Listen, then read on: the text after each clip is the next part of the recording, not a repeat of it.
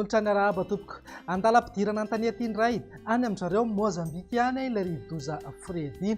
Ho hitantsika eo ihany ny fivoaran'izy io amin'ny herinandro hafa ny anasana anao dia nanaraka hatrany no vaovao avoaka ny meteo. Ny fisian'izy io ihany koa dia manamora kokoa ny fiforonana oram-baratra any amin'iny ilany andrefa ny Madagasikara iny.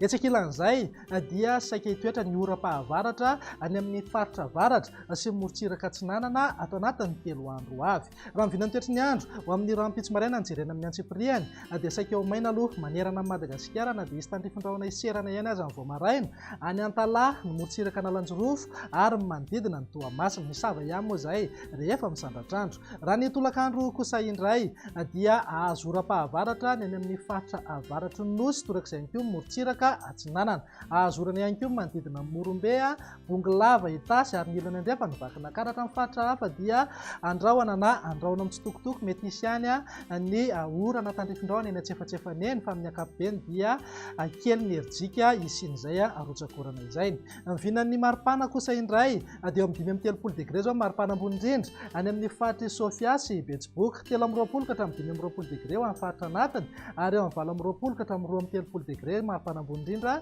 ho an'ny morotsiraka atsinanana. Mivinan'ny toetry ny andro amin'ny alatsinainy kosa indray dia ahazo oram-baratra ny any amin'ny faritra Melaky, Menabe, Bongolava ary ny ilany andrefa ny Antitany. Ny faritra hafa ho maina ny andro amin'ny ankapobeny mety hisy tandrifindraona ihany manodidina ny Samborano torak'izay ihany koa ny any Avatovavy, Fitovonany ary Atsimo Atsinanana.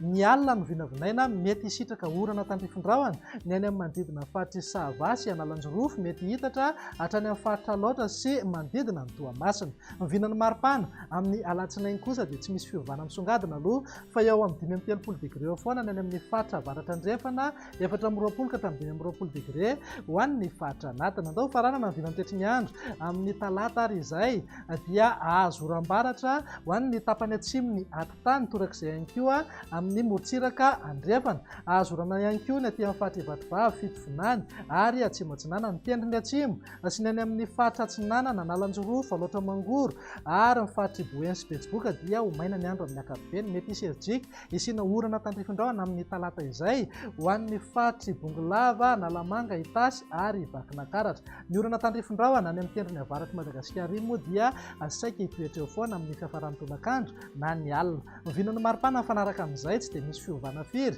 fa eo amin'ny 30 degré eo foana maripana ambony indrindra any amin'ny faritra Sofia sy Betsiboka, 7 ka hatramin'ny 20 degré kosa ho an'ny faritra anatiny. Morotsiraka atsinanana eo amin'ny 20 ka hatramin'ny 20 degré ny maripana ambony indrindra. Dia izay indray mivinan'ny toetry ny andro ato anatin'ny 3 andro avy manome fotoananao ho amin'ny manaraka indray. Veloma tompoko.